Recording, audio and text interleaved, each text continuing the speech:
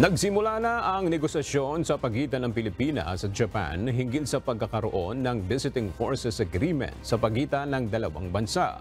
Ayon kay Defense Secretary Gibo Teodoro, umalis na kahapon ang negotiating team ng bansa patungong Japan para simulan ang formal na pag-uusap para sa Reciprocal Access Agreement.